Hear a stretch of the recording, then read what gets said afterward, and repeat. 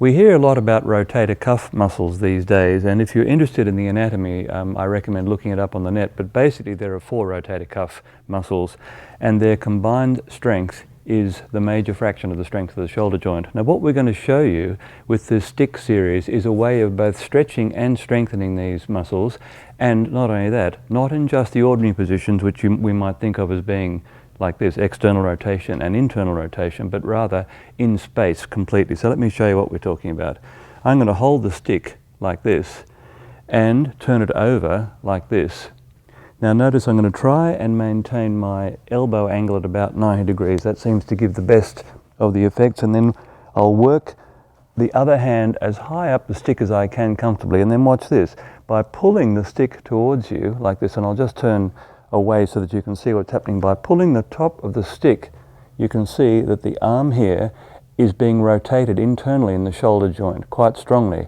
I can do a contraction here by trying to pull the arm back to the start position. I stop, I take a breath in, I recheck the elbow angle, and then slowly take the stick further like this. Now watch. The beauty of using a stick like this is that this action can be done anywhere in the range of the shoulder's movement like this.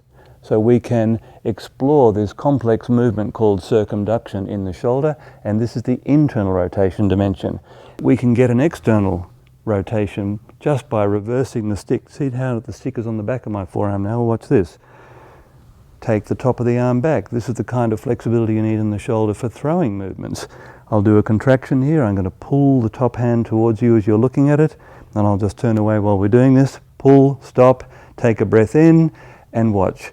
Gently take the arm further back. And this movement here also can be explored in all sorts of complex shoulder positions, shoulder and arm positions, as you can see, all the way around. Now, anytime you find something that's a bit tight, or you feel you want to explore a bit more strength in the position, let's say, for example, here, do a contraction, re-stretch, hold. Take the arm into new positions. So explore all of those positions. The beauty of the stick, and this can be done with a partner too to help if you're not quite flexible enough to get into the starting position, of course, but the beauty of using a stick to explore these ranges of movement is that any tender spot or any sore spot can be explored at length, in detail, and you can strengthen the range of movement in exactly that point as well. I can't recommend these things too highly. David is going to demonstrate the use of a short stick as a shoulder mobilization technique. Now just watch this. You extend the stick out to the front and then turn it over like this. And you take the stick in the turning hand to the inside of the other arm like so. And then you take the other hand around the outside of the arm like this. Now you can see, if you look carefully, we've actually made a loop. And then watch this. There's a number of different things that can be done in this position. Move the stick around, twist, turn, anything at all, in order to get movement in the shoulder girdle itself. And then, watch this. This is a self-massage technique which is very effective. David's going to loop the stick and his arm over his own head and then turn away from us to show you where the stick is bearing on his back. And you'll see there it's right inside the border of the shoulder blade, and you'll find some very good places to massage and to press on there. Now just supposing that the person that you're working with is a little bit too stiff to get the stick in position here, you can actually help them get the stick into different positions like this. Now this might be a good space for him on the inside of this shoulder blade now, in which case he uses this hand to basically just pull the stick through the body. And to that you can add slumping movement. So David, if you just slump like this, the slumping movement exposes all the thoracic vertebrae. So we're only showing you one position here, but if I can just show you for a second, David can move this stick all the way down, right down all the erector spinae muscles, all the way down into the lumbar spine, which normally don't respond particularly well to the stick technique, but all the muscles between here and here will feel absolutely fantastic if you work it with the stick. In fact, so what we'll do, just David, if you just take the stick back up again for a second, we'll just show you what that movement looks like from the back. So do the other side perhaps. There we go. So the arms are out the front. The left hand is going to go inside the right arm like so.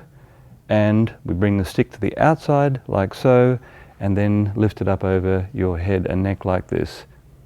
Now you'll see that the stick has come down and will be bearing on the actual shoulder blade itself or just inside the shoulder blade, and then all this area becomes accessible too. Have a play with this. It looks a bit weird, but it feels absolutely fantastic. Let's show you what that looks like from the side. Extend the stick like so, and then repeat the arm movements that we just described. So one arm turns inside the other arm like this, and then the second arm comes to the outside of the first arm like this. And then you can do all various turning movements, but let's just show you the head and stick looping over the head movement like so. Beautiful.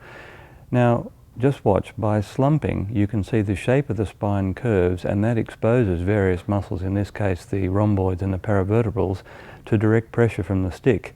And in addition to doing a simple slumping movement like this, you can also slump and turn, as David is doing now. Just wrap it around yourself like this and have a play with it, literally have a play with it, and find out what your body wants today. And let's show you what that looks like doing the other side as well. So just come out of that, David. And when you're ready, just show the arm movements for the other side, please. Left hand goes inside the right, and then the stick ends up on the outside of the left arm, as you can see.